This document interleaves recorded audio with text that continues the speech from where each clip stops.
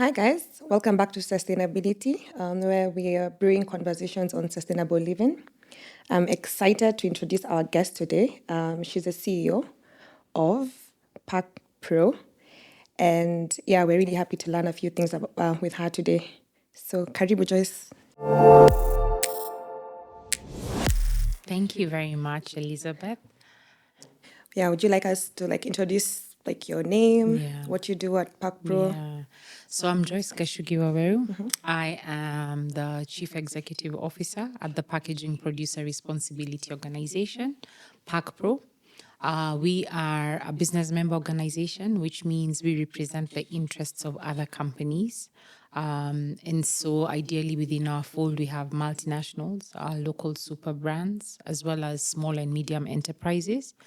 And our primary mandate is to ensure that their packaging material, once you and I have consumed their products, is actually managed or treated either through recycling or any other means, as long as the packaging material does not get to the dump site.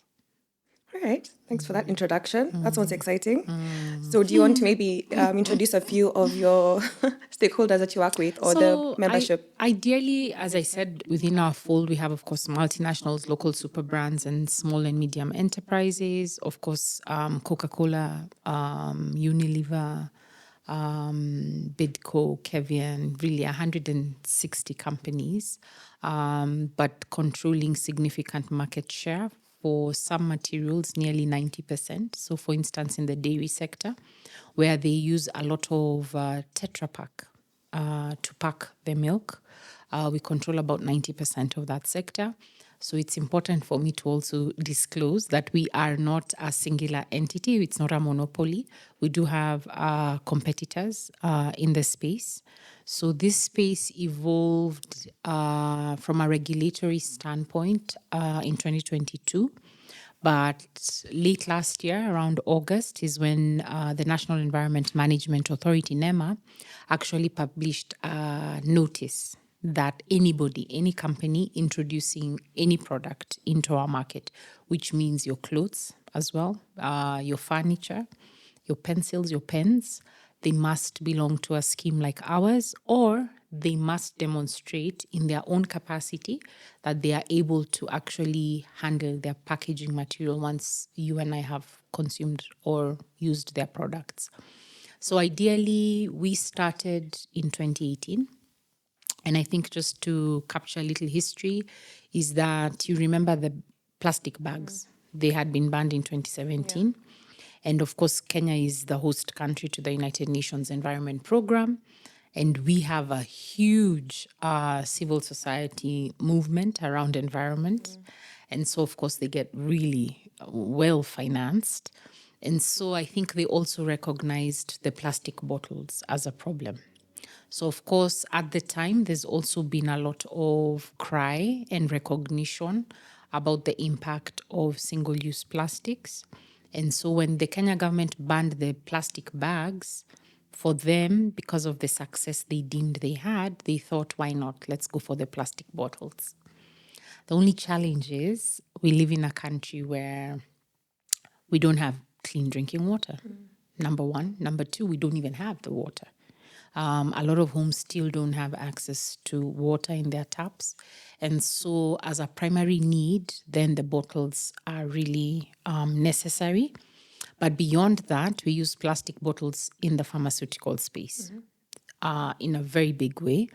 And it's been growing exponentially, I would say, over the last decade.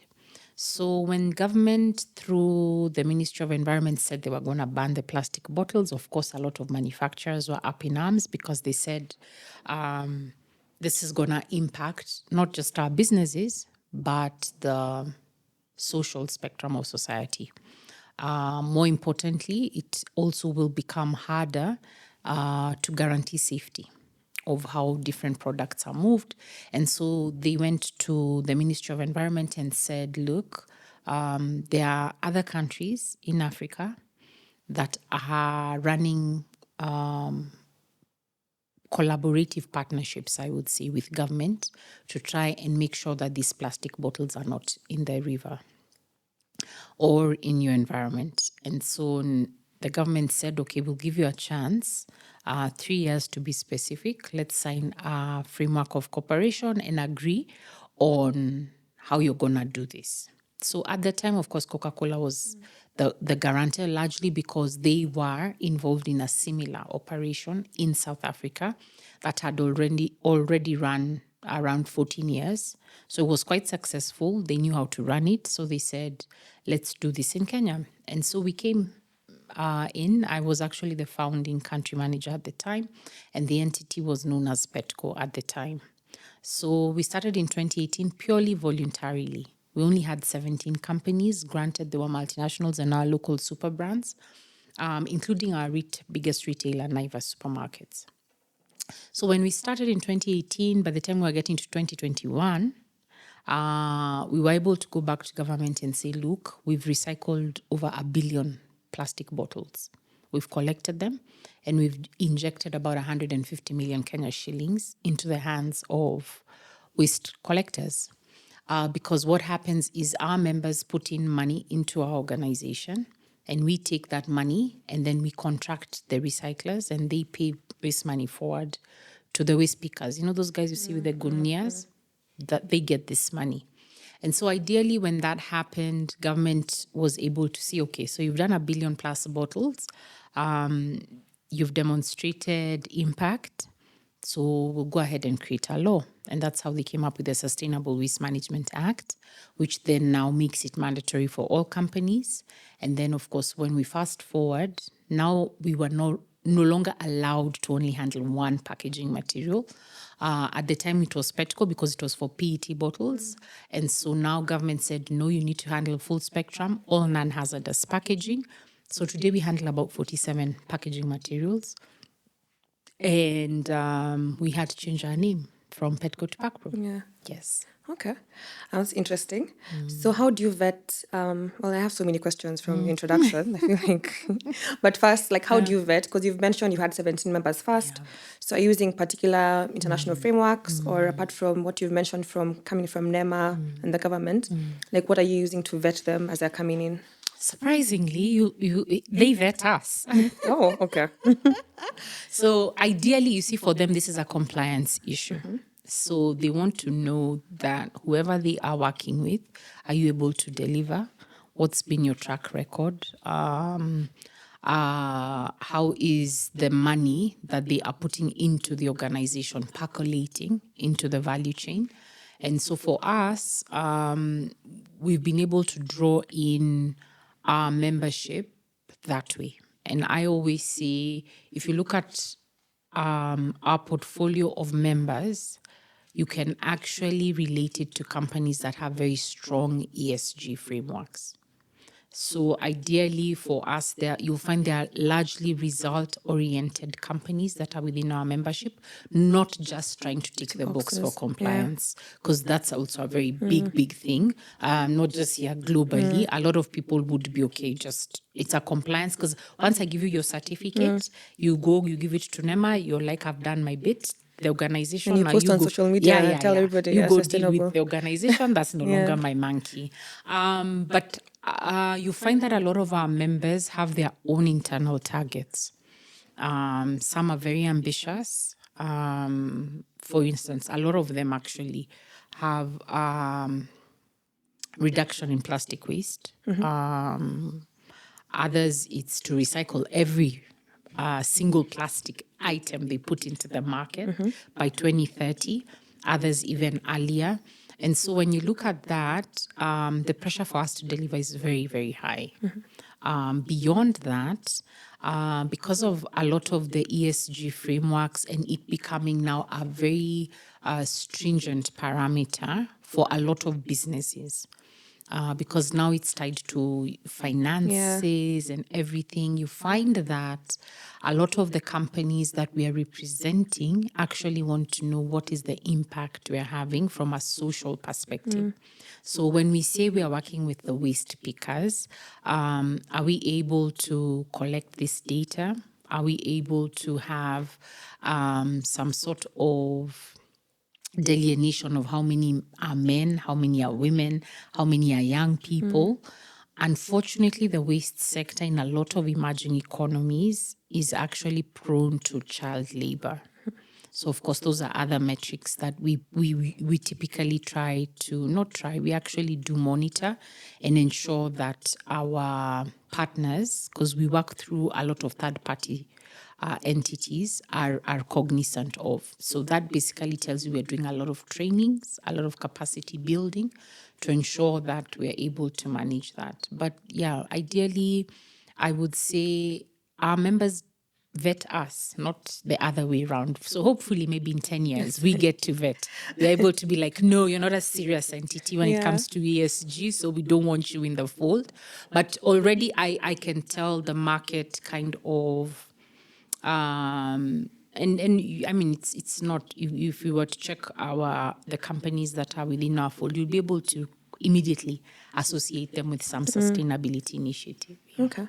So in terms of, maybe I'll take you back to the vetting. So in case you've mentioned a lot of issues around like child labor, the social issues. So for instance, do you have the mandate to actually take away that certificate from them? Because you're in a partnership, I'm assuming.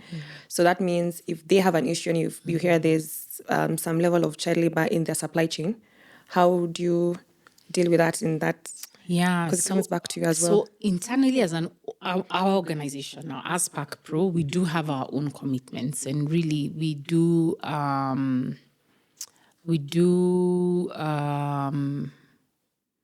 we subscribe to the SDGs and the goals. And I think for us, what has been critical is to communicate this to our members upfront. So we don't wait for you to become a member, then we tell you. So while you're vetting us, we tell you that, by the way, The bare minimum. this is bare minimum. So if you don't meet this, then we have a right to say, no, we won't work with you. But beyond that, NEMA actually, because it's our regulator, because they also audit them on other aspects, they are able to actually raise a red flag from different other instruments of the law. Yeah. Okay. So I'd like to maybe understand a bit more on when you're talking about the reporting. So do you do it jointly as PakPro, or do you how do you collect the data from the rest of the membership?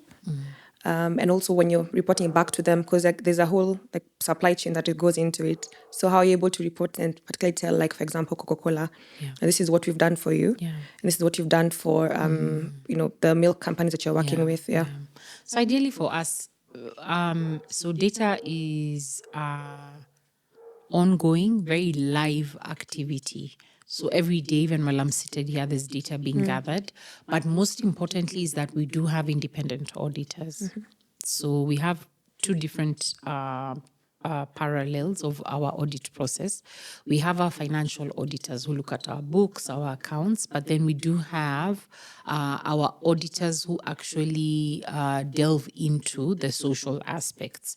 So how many people are within our ecosystems, how much money is being disbursed into the ecosystem, who are we working with, where are they operating, what counties, such like other parameters. So it's an entire verification process. It's done every month. But at the end of the year, then we do have a consolidated report. But each of our members can track how much they have, what part of this whole belongs to them. So for instance, if for say, let me take an example of Unilever, wanted to find out how many young men or women are working in the system, they would typically be able to pull that data as we have availed it to them. Some companies, because of the granularity within their own ESG frameworks, might ask for additional information. So we might not have reported it because of materiality in terms of what is important to us, but we have the data. So we would be able to provide that to them. Okay. Yeah. All right. In terms, again, I'll just go back to membership because this is so interesting on one, the data part. Thank you for sharing that. But then, like, I want to understand the nitty-gritty. So by the time I'm having my yogurt, I'm healthy, guys. I think I'm not having yogurt. As I'm having my yogurt and I finish with it. So what's the process from my hand to the report at the end of the year? Good. So ideally, so as a business, because we've largely been business to business. So Elizabeth in company Elizabeth and Co. produces yogurt and Joyce buys the yogurt. So when Joyce consumes the yogurt, I have to throw away that bottle or that can or whatever. So that's the first point of discussion. So how is it being collected? Does Joyce know that it can be recycled? And is Joyce even throwing it properly? And does Joyce even have the infrastructure to be able to throw this? So all those are issues. But let's assume she does. So what we have done as an organization, we have set up drop-off points. So if you go to your big malls, you'll find our bins segregated. You can be able to toss your items that you've collected in your home, and then they'll be serviced and taken to a recycler. But if that's not the route you choose, so in your home, you've thrown it, it will typically end up in a material sorting yard where then it's segregated and then it still ends up at our recycler. But then we do have cases where Elizabeth decides I've had enough and then she just tosses it on the road. So that is usually the problem because that becomes a leakage and it might be picked, it might not be picked. It'll end up in the rivers, might not end up. So there's no guarantee. And so for us, you'll find one of our biggest challenges right now is the fact that we have inadequate bins in this country. So you'll find in urban areas they are trying, but it's not enough. In rural areas, it's just non-existent. You'll find maybe my grandmother now is more enlightened, but others are burning the stuff. So she'll use it because it's a very good accelerant. So it's using it to light a fire or something like that. So it becomes a problem in that regard. Also because we've not had a lot of consumer awareness by government. So if I take you back to when the plastic bags were being banned, it used to be like, it used to run on your TV every day, on your radio, it was on social media. Your shopkeeper giving you threats because you couldn't buy the plastic paper anymore. You've heard it's going to be banned. So it's not the case. So this hasn't happened for single-use plastics or generally any packaging material. I think early this year, I think in January, NEMA gazetted a notice that there are some companies, published a list of companies whose products were found in the rivers. And the idea was that those companies needed to go and clean up the rivers and remove that material. And so, of course, this falls under our mandate. So any member of ours who found their name on the list was like, whoops, this is PakPro, do your thing. This is what we pay you for. And so we went to the rivers and we cleaned the rivers. We went with bulldozers and everything. But then the bulk of the material is actually not packaging material. Nearly 60% of what's in the river is actually used clothes. Oh, okay, I didn't know that. So a lot of the secondhand clothes that come into the market, nearly 40% of it is waste. And because the cost of disposal of these materials in the dump site is very high, you'll find a lot of people will just toss it in the rivers. Okay. So when you look at it this way, there's lack of information. There's lack of information about what to do with your waste. Number two, where your waste ends up and the impact of that. Yeah. Okay, back to the waste part and the clothes. That's very concerning. I think everybody, it's everyone alarming. And their mother has. It's called thrift nowadays. It's not mitumba anymore. Everyone likes a nice thrift when you pass by to a market and pick it up. But then, so what? Like as PakPro, is there part of your supply chain? Do you have a place where you're taking these used clothes? Yeah. Are you working now again with your businesses to also raise awareness amongst even their own staff? So the way the law was crafted, so we have the Sustainable Waste Management Act of 2022. But then under the Act, we do have a regulation, which then operationalizes certain clauses of the Act. And specifically for us, because what we do is extended producer responsibility. And it's called extended producer responsibility simply because the producer is the manufacturer or a brand owner. It's extended in the sense that typically a brand owner or manufacturer only cares about their product getting to you. That's why they'll do the big ads and everything. That's where their spend is. Buy my product, consume it. That used to be how it was. That's the end of it. Why it's extended is that now they have to care about what happens to their packaging after you're done with their product. And so that's the idea and the principle that we are actually operating under. So there's a regulation, a draft regulation, extended producer responsibility regulation. But under that regulation, we typically have been categorized into sectors. So like I said, PakPro only handles non-hazardous packaging. We have another entity that's supposed to handle the clothes, another one that handles the furniture, another one that handles hazardous materials. Unfortunately, they are not yet operational. Okay.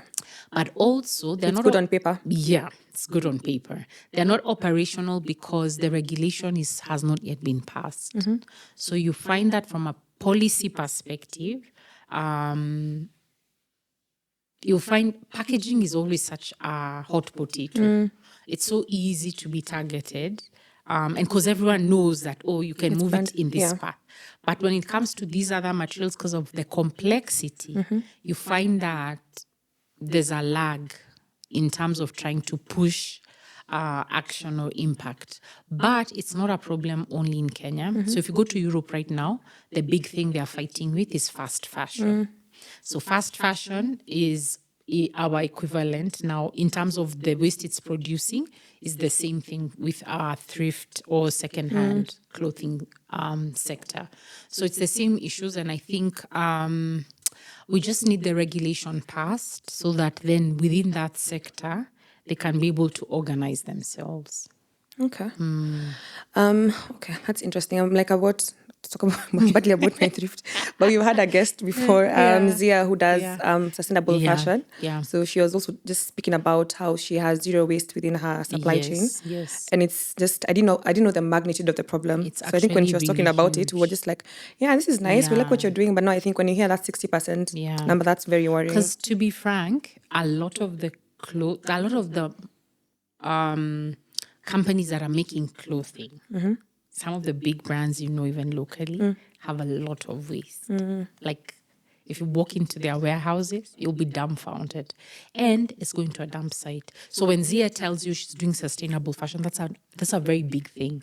It shouldn't be taken lightly because a lot of companies are actually contributing to the waste that's being generated in the dump site. And unfortunately, because the recycling industry for clothing is not as vibrant in the market in our country, a lot of these things just end up there.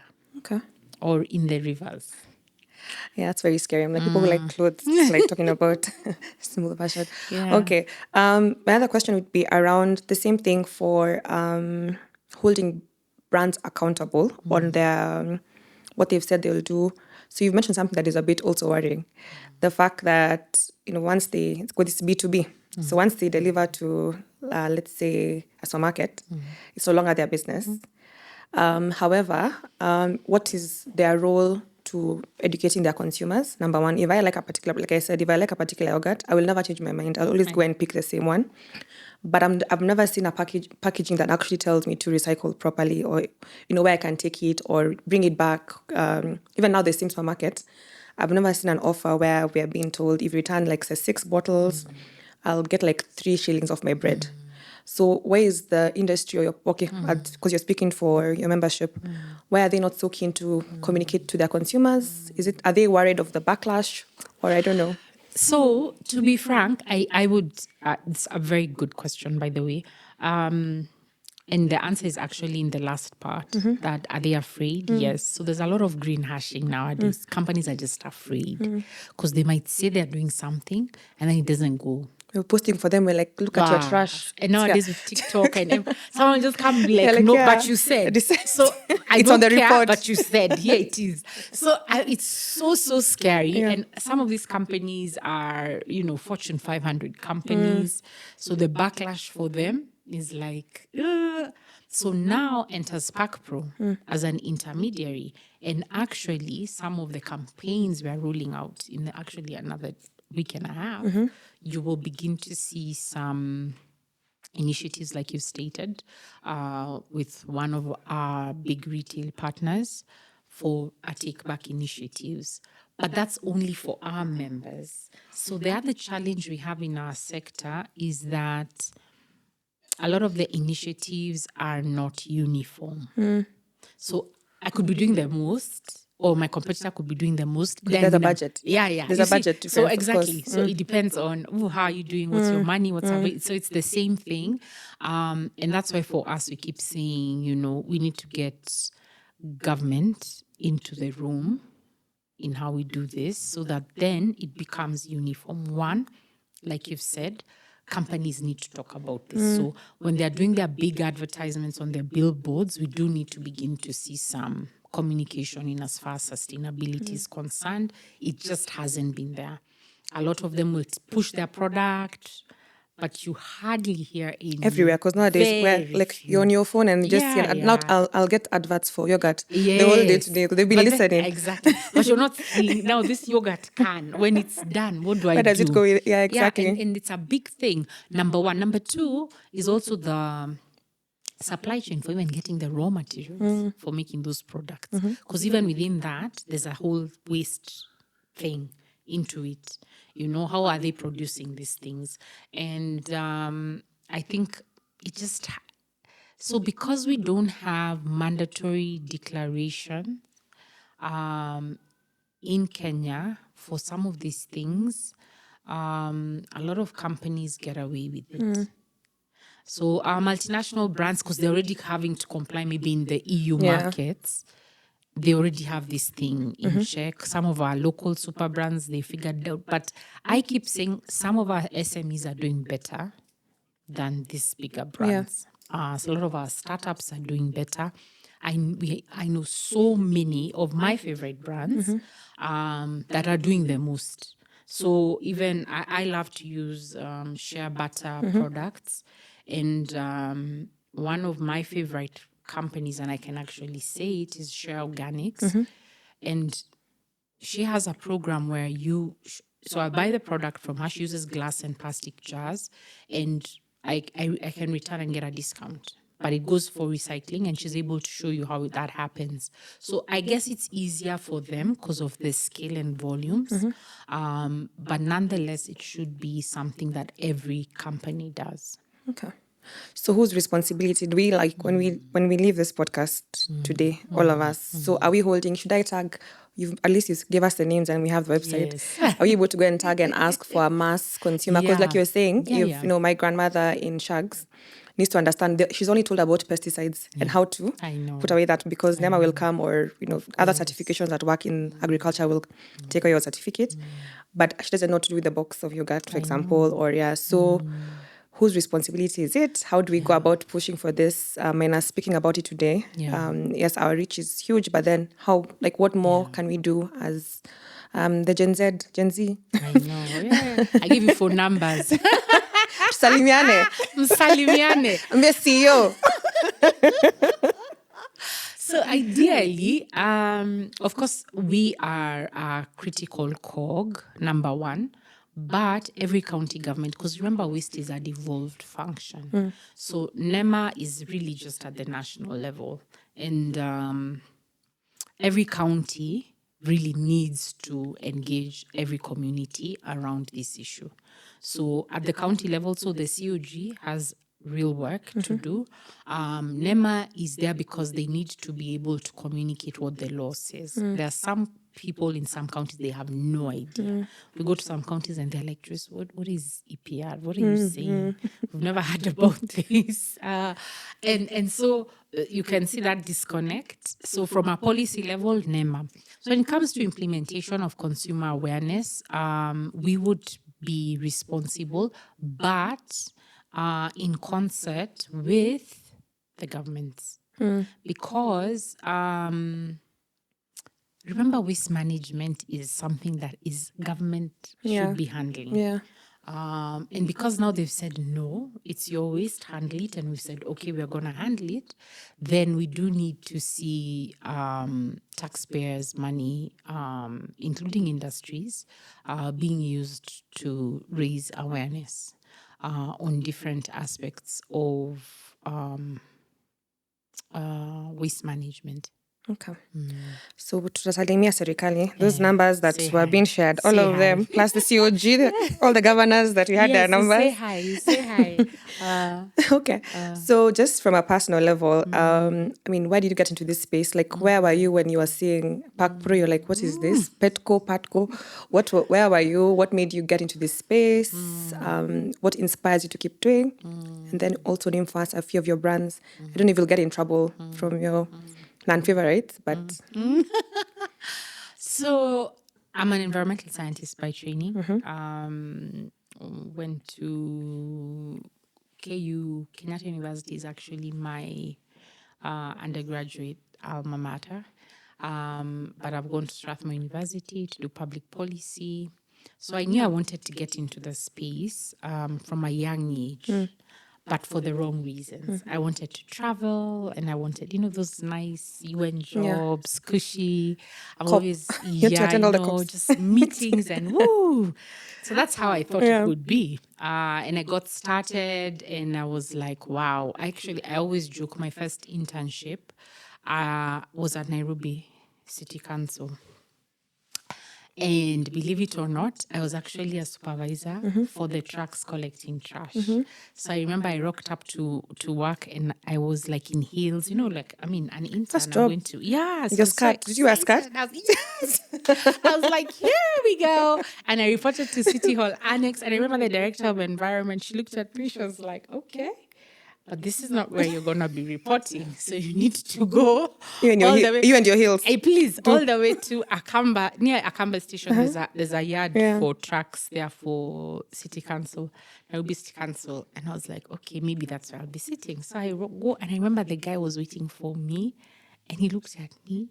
He was like, my dear, tomorrow, don't dress like this. Go buy batangomas. Get into the truck. You wouldn't get into the truck. So I was like, what do you mean get into the truck? He's like, yeah, you're going to be the supervisor. This is what you're going to be logging in. You're going to check whether the waste is picked and you're going to go to Dandora and make sure it's been tipped properly before you bring the truck back to the station. So that was how I started.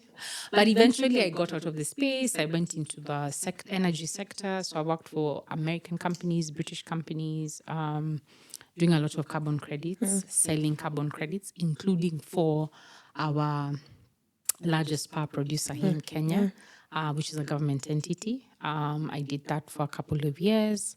And then eventually, came into this packaging space. Okay. So ideally, what keeps me going? I think...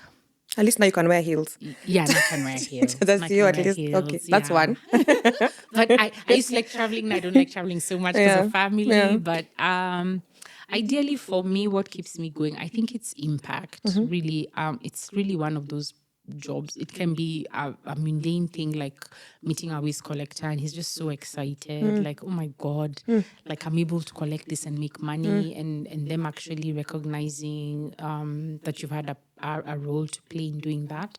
So this is what keeps us going. And really just changing the focus in the country, because this is a very emerging space, not just here in Kenya, but globally. We've had a handful of countries that are doing this, even in Europe.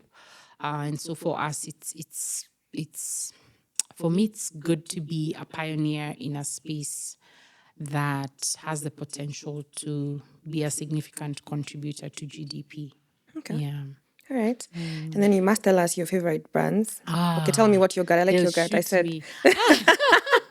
A mother can't have favorites my favorite brand that are sustainable. That's why we're talking. Like they've shown, they've I'll clearly tell you. communicated. So Yeah. I love bio. I love bio foods. They're really one of my favorite brands. They're favorite because I know how they source. I know how they produce their products. They communicate this openly. I know how milk, how they put together their milk. And then, of course, the taste. And then, of course, all the initiatives that they've had in between. How do I handle their packaging after that? They are one of my members, so I know they're very intentional about ensuring that they are reducing the amount of packaging they're putting into the market. You can see their milk bottles have gone from colored white to clear. And that's so that it enhances the recyclability of the product. And they keep doing this. So they're always looking for, Innovative ways, new yeah. and innovative ways to kind of switch things up. I think a lot of the other brands that I see doing the most, I also only use the products from my members. They pay my salary, Yeah. so it makes sense. But Bidco has done a lot. Bidco has done a lot actually to transition a lot of their packaging, removing excess plastics from their packaging and actually switching to more recyclable ones. They've done a phenomenal job, and they're also very intentional about what they're doing. So whether it's their cooking oils, their soaps, their juice or water, you can see a lot of initiative in that sense. Coca-Cola, of course, is a big one. Switching from the green Sprite to clear, and so many other initiatives in between. So today you're carrying Get Water, your Dasani, it doesn't have the small plastic stripping at the top. And that helps because then you don't have plastics that are not being collected. Because to get someone to collect that small plastic is very hard, nearly impossible. Unilever, of course, is our favorite for me just because they're so intentional about having recycled content. They're also one of our brands that in Kenya today, the plastics we collect are going into doing 100% of their products. So whether you're using Domestos or Vim or something else, it's 100% recycled plastic. Yeah. Okay. I hope you don't get in trouble for that question. It was No, just so I've kind of tried to manage it, but all my brands are favorite. maybe we'll have a few of All them here. 160 of them. Each one. So just Yeah. my last question is on the Yeah. SMEs. So you've Yeah. mentioned opportunities around fashion and waste. And what else are you seeing in the space that startups could tap into, or just young people who are looking to go into this career could get into? So startups from a manufacturing standpoint is to tell their story. I keep saying it's so important. So today, as a consumer, because this is how I would judge them, I want to know where are you getting your things from? If it's food, I want to know where you're getting it from. Is it organic? Is it not organic? Because we also live in a very let me not say unregulated, unenforced market where you have the laws, but the enforcement is very poor. So we have a lot of, I